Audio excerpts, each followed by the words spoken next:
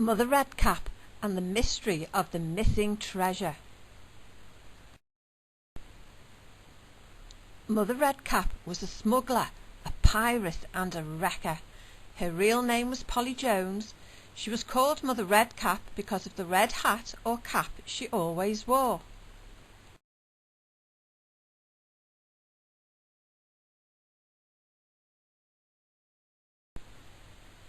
Mother Redcap lived in a house on the shores of the river Mersey called Redcap's.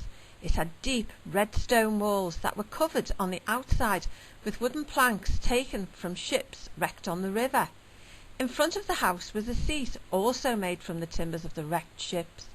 It had a flagstaff at one end with a weather vane on top. It didn't turn with the wind, but was used to warn smugglers if the customs men were about. When it pointed to the house, it meant come on in. When it was pointing away, it meant stay away. At the other end of the seat was another post with a sign hanging from it which said, "All ye that are weary, come in and take rest. Our eggs and our ham, they are of the best. Our ale and our porter are likewise the same.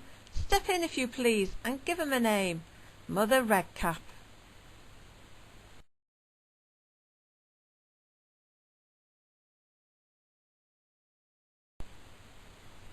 The thick oak front door was studded with square-headed nails and had strong sliding bars across the inside. Just the other side of it was a trap-door that dropped into a cellar beneath the house. It had a rough wooden lid with hinges and chains at the sides. When the front door was forced open, a bolt drew back and the intruder would fall into the deepest part of the cellar, giving anyone inside the house plenty of time to hide themselves and their ill-gotten gains.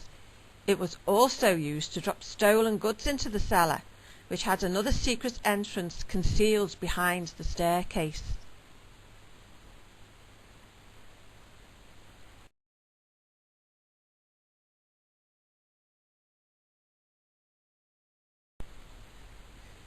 Mother Redcap's Tavern was very popular with sailors.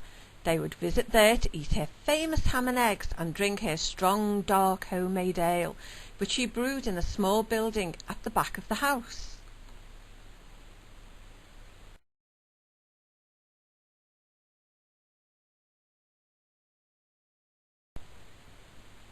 Quite often, when the sailors returned from sea, they would leave their wages, valuables and prize money taken from captured ships with Mother Redcap. She would hide it in secret places in the walls of the house until they needed it. Sometimes, when the sailors went back to sea, they didn't return, and Mother Redcap would keep it all for herself.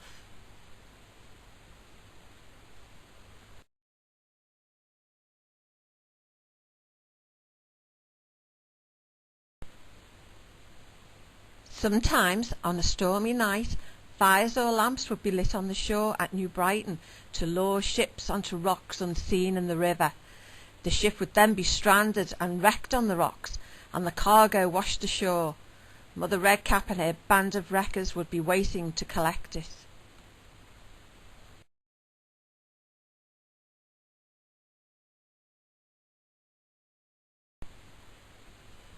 It was said Mother Redcap hid some of her golden treasure in tunnels and caves that could be entered from an old dry well at the back of Redcap's, which led down to a place called Red Noses by the New Brighton seashore.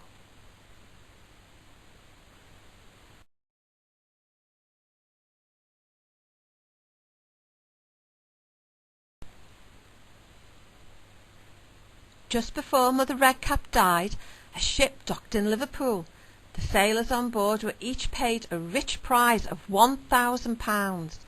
Many of them then visited Mother Redcap's, and it was said they left much of their money and valuables with her, but never returned to collect it. None of it has ever been found. A few years after she died, some golden coins were found hidden by the seashore at Guinea Gap. Legend has it that a treasure is still buried, waiting to be found, somewhere beneath New Brighton, in tunnels and caves, leading from Mother Redcap's to the rocks at Red Noses.